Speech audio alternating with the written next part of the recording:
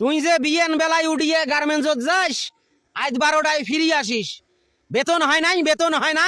গার্মেন্টসের বেতন হয় না তোর? গার্মেন্টসের মালিক মোর নাং হয় না, গার্মেন্টসের মালিক মোর ভাতার হয়? সবাইরে আগত মোক বেতন দিবে, সবাইকে যখন বেতন দিবে তখন মোকও বেতন দিবে। এই মোর শালি মন্দির বেডি, মাসটা কিয়া পার হয়ে গেছে, মাসটা কিয়া 15 দিন হয়ে গেছে। কোন সেটের গার্মেন্টসত ডিউটি করিস? কোন বালের ওটা গার্মেন্টস? হ্যাঁ, 1 মাস 15 দিন হয়ে যায়, তারপরেও বেতন দেয় না। 20 তারিখের আগত কোনো বেতন দিবেন নয়। গার্মেন্টসের মালিক কয়া গেছে, গার্মেন্টসের মালিক কানাডাত গেছে, কানাডাত থাকি ফিরে আসবে, তারপর গার্মেন্টসের বেতন দিবে। হয় তোর গার্মেন্টসের বেতন দেখ, হয় তোর গার্মেন্টসের বেতন না দেখ। তোর কাছে টাকা নাই, টাকা নাই, 100-150 টাকা আমার পকেট খরচের জন্য দে। বিড়ি খাওয়ার পয়সা নাই মোর, মুই যে বিড়ি খাইম দোকানত যায়া, সেই টাকাই নাই। চা খাওয়া তো দূরের কথা, দে 100-150 টাকা দে। গাও জ্বলাস না রে জারুয়া, মোর গাও জ্বলা কথা কইস না। তোক বিড়ি খাওয়ার টাকা দেম, তোক ঘরত বসিয়ে পালিম, মুই সংসার চালাইম, রুম ভাড়া টাকা দেম, দোকান করিম, বাজার খরচ করিম, সবগুলা মুই করিম। মুই তোর ভাতার না তুই মোর ভাতার রে গোলাম? এই শালি মন্দির বেডি, চাউলাসি কথা কইস? তুই জানিস না মোর চাকরি নাই? 2 মাস থাকি মুই ঘরত বসি আছো, বিড়ি খাওয়ার টাকা কটে পাইম? তুই তো দিবু।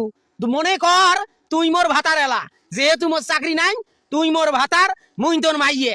তুই যদি বউয়ের গোলাম হলু হয়, তাহলে তোক বিড়ি খাওয়ার টাকা দিনু হয়, ঘরত বসিয়া বসিয়া তোক পালনু হয়, পকেট খরচেরও টাকা দিনু হয়।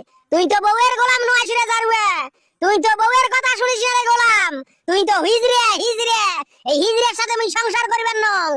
এই শালি মন্দির বেডি কয় কি বাহে? এই শালি মন্দির বেডি এলে কি কবার নাইছে? কিসের মুই হিজরে? এই শালি মন্দির বেডি, মুই যদি হিজরে হইয়া থাকো, তাহলে মোর সাথে 5 বছর থাকিয়ে ঘর সংসার করবেন নাছিস কে? 2 মাস হয় মোর গার্মেন্টসের চাকরি গেছে, তাতে তোর যত বড় কথা রে। তুই তো আরেকটা নাং ধরবু মনে হয়, অলরেডি আরেকটা নাঙের সাথে মনে হয় তোর পিরিত হয়ে গেছে, যেভাবে মোর সাথে কথা কবার নাছিস। হয় মুই আর একটা নাং ধরছং, হয় মুই আর একটা ভাতার ধরছং, হয় মুই আর এক জায়গা পিরিত করবেন নাইছং। তোর মতো নামদ্দার কাছে মুই আর থাকবেন নং, তোর মতো নামদ্দার সংসার করবেন নং। বসি বসি এত পালি মুই, বসি বসি খাবু, আর মুই কামাই করিম গার্মেন্টসত। তাহলে তো মোক তালাক দেওয়ার কোনো দরকারে হয় না, তালাক দেওয়ার মোর কোনো প্রয়োজন নাই। মুই তো আর 3 তালাকে বাইনও করবেন ন। তুই মোক তালাক দে, তালাক দে, 3 তালাকে বাইন কর। 3 তালাকে মোক বাইন করিয়া দে, মুই গার্মেন্টসের ঢাকা ছাড়িয়া একবারে অঙ্গুরত যাং। তুই কেমন পুরুষ, তুই কেমন বেটা ছাওয়া, 3 তালাকে বউক বাইন করবার পাইছ না?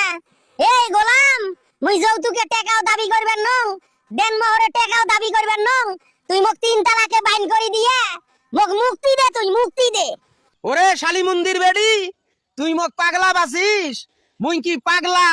মুই তো 3 তালাকে বাইন করি দেন, আর তুই থানাত যায়া নারী নির্যাতনের মামলা করি দে, মুই সারা জীবন জেলত পচিয়ে মরং। এই বুদ্ধি তুই বাড়ি করছিস না? এই জারুয়া মরা, এত ভয় করিস না, মুই তোক নারী নির্যাতনের মামলা করি দিবেন নং। তুই মোক খালি তালাক দে, 3 তালাকে বাইন কর।